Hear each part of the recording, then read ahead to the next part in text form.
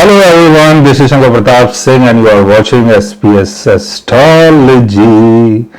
दोस्तों, आज बहुत दिनों के बाद मैं कैमरे पे आया हूँ और इस बीच में काफ़ी काम था, शादियाँ भी थी। दूसरा, मेरा जो स्टूडियो है ये कंप्लीट होने वाला था, इसमें कुछ टाइम लग रहा था, तो काम बहुत दिनों से चल रहा था। अब भी कुछ थोड़ा बहुत काम बाकी है,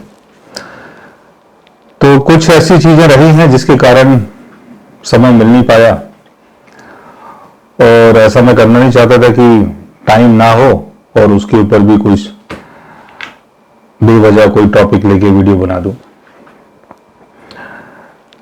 आज की जो हमारी वीडियो है, यानी आज का जो हमारा टॉपिक है, वो आपकी इच्छाओं की पूर्ति के ऊपर आधारित है कि हमारी जो इच्छाएं होती हैं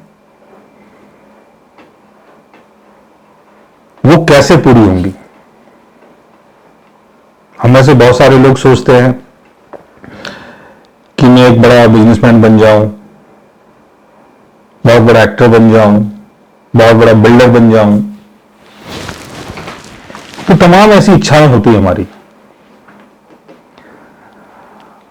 अब कुछ लोगों की इच्छाएं पूरी हो जाती हैं, कुछ लोगों की इच्छाएं पूरी नहीं होती हैं, कुछ लोगों की जो इच्छाएं होती हैं वो अधूरी होती हैं, यानी पूरी तो होती है लेकिन उसमें कुछ अधूरापन रहता है।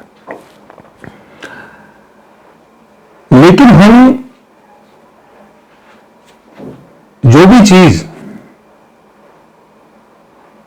अपनी लाइफ में गेन करते हैं, अचीव करते हैं, उन सबका योग पहले से ही हमारे बर्थ चार्ट में होता है। मतलब ऐसा कुछ भी नहीं है कि जो हमारे बर्थ चार्ट में नहीं है लेकिन वो चीजें फिर भी हो रही हैं। तो जो होना है, जैसा होना है, उसका योग पहले से ही आपके बर्थ चार्ट में होता है। ज्यादातर लोगों को, ज्यादातर क्या, यानी 100% ही मान लो, कोई एक आध कोई होगा जिसको अपने बारे में पता होगा कि मुझे क्या करना चाहिए और कैसे मेरी इच्छा पूरी होगी। पर 99.99% लोगों को ये पता ही नहीं है। अच्छा, जो लोग सक्सेसफुल हो जाते हैं उनको भी नहीं पता होता है कि उनको जो सक्सेस मिली है वो कैसे मिली है और क्यों मिली है। कुछ चीजें ऐसी थी जो उन्होंने की क्योंकि उनके बर्थ चार्ट में ऐसा योग था, उन्होंने रिस्क लिया, उन्होंने अपना टाइम दिया, उन्होंने अपना एफर्ट्स डाले, उसके बाद वो चीजें हो गई। तो यहां पर एक भ्रम पैदा होता है कि हमने अपना टाइम दिया, हमने जो सोचा उसके कारण हम वैसे बन गए हैं, बट हकीकत में ऐसा नहीं है। आपके बर्थ चार्ट में पहले से होता है कि आप क्या करेंगे, कैसे करेंगे, क्यों करेंगे, किस लिए करेंगे, और उसके बाद आपको चीज मिल पाती है। लेकिन अगर इसका पता हमें पहले से ही चल जाए कि हमें क्या करना है, क्या करके क्या होगा, कैसे हमारी इच्छाओं की पूर्ति होगी, तो आपका सारा ध्यान, सारा फोकस एक ही चीज की तरफ रहेगा, क्योंकि आपको अपना रास्ता दिख जाएगा, मुझे कहां जाना है। और जब आदमी को अपना रास्ता दिखता है ना, चीजें क्लियर होती हैं, तो वहां बहुत सारी चीजें ऐसी होती हैं कि जो आप नहीं करते हो। जैसे आप एक फिल्म एक्टर बनना चाहते हैं और कहीं से ऑफर आ रहा है कि चलो यार प्रॉपर्टी काम स्टार्ट करते हैं, तो आपको लगेगा ये यार टाइम की बर्बादी होगी,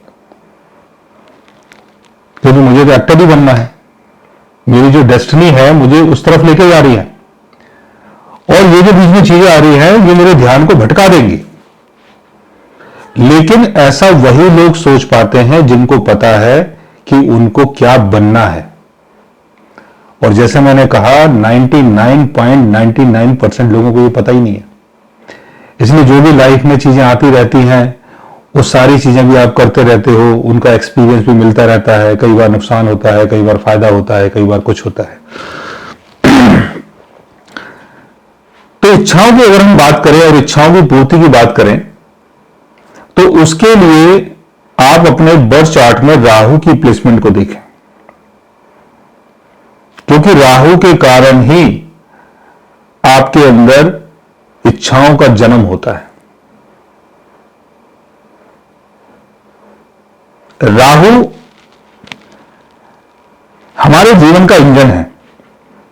जिस तरफ राहु चल रहा है उस तरफ पूरी ट्रेन चल रही है, यानी हमारा शरीर भी उस तरफ जा रहा है, हमारे दुनिया भर के जो एफर्ट्स हैं वो भी उस तरफ जा रहे हैं, हमारी फैमिली भी हमारे साथ ट्रैवल कर रही है, हमारे दोस्त यार भी हमारे साथ ट्रैवल कर रहे हैं, हमारी हर चीज हमारे साथ ट्रैवल कर रही है। और वो जो ट्रैवल हो रहा है वो राहु के कारण हो रहा है।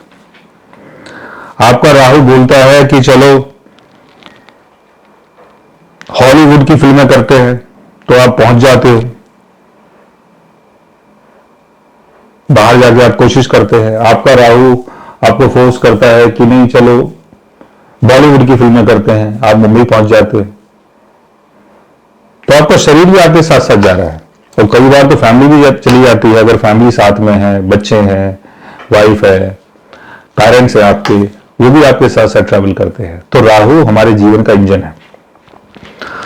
अब राहु हमारे जीवन का इंजन तो है, लेकिन राहु जिन चीजों की इच्छा पैदा करता है कि मुझे ये सारी चीजें चाहिए, वो चीजें कैसे मिलेंगी, वो कैसे पता चलेगा। आपने देखा होगा हमारे बर्थ चार्ट में प्लेनेटरी एक्सचेंजेस होते हैं बहुत सारे।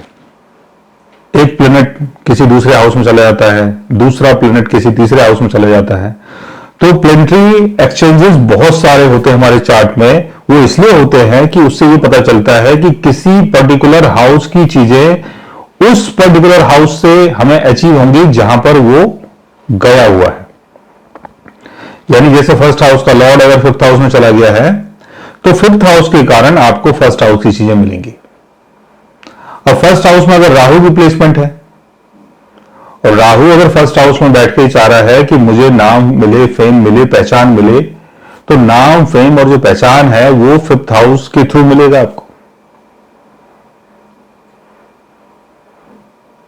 यानी अपने टैलेंट के थ्रू, अपने क्रिएटिव टैलेंट के थ्रू, और जो भी आपकी हॉबीज हैं, जितनी भी चीजें आपको आती हैं, जो भी चीजें आपके फन से जुड़ी हुई हैं, मौज मस्ती से जुड़ी हुई हैं, उन सब चीजों के थ्रू आपको नाम और पहचान और फेम मिलेगा।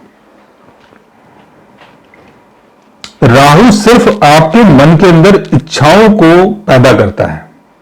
बाकी राहु एक ऐसा प्लेनेट है जो आपको कुछ दे नहीं सकता है, क्योंकि उसमें राहु की कोई अथॉरिटी नहीं है। उसमें जो अथॉरिटी है वो उस पर्टिकुलर हाउस की अथॉरिटी है जहां पर राहु की प्लेसमेंट है, और उस पर्टिकुलर हाउस का लॉर्ड कहां जाके बैठा है वो सारी चीजों को अरेंज करके लाता है उस हाउस के लिए जहां पर आपके राहु की प्लेसमेंट होती है। अब राहु की प्लेसमेंट अगर सेकंड हाउस में है, सेकंड हाउस का लॉर्ड अगर 10th हाउस में प्लेस्ड है, तो अपने करियर के थ्रू, पब्लिक ड्यूटी के थ्रू आपको वैल्यू एंड वेल्थ का गेन होता है, क्योंकि यहां पर आप अपनी वैल्यू को बनाने के लिए आए। आपका जो बर्थ हुआ है वो अपनी वैल्यू को बनाने के लिए हुआ है। राहु की प्लेसमेंट हमारे बर्थ चार्ट में जहां भी होती है, उस चीज को हासिल करने के लिए हमारा बर्थ हुआ है। और जैसे मैंने आपको बताया कि जो हमारी इच्छाएं होती हैं वो बाधित होती हैं। जैसे हमारा कर्म बाधित होता है, हमारी इच्छाएं भी बाधित होती हैं। आप जो चीज करना चाहते हो कई बार वो चीज नहीं कर पाते हो, उसमें बीच में तमाम परेशानियां आती हैं। और परेशानियां इसलिए आती हैं कि आप थोड़े से बिजी रहो, आपका माइंड चलता रहे। आपने कुछ भी चीज सोची और वो चीज फटाक से आपकी जेब में आ जाती है या आपकी गोद में आ जाती है, तो आपको लगेगा यार ये क्या है, तो सारी मिस्ट्री खत्म हो जाती है। तो जीवन में कुछ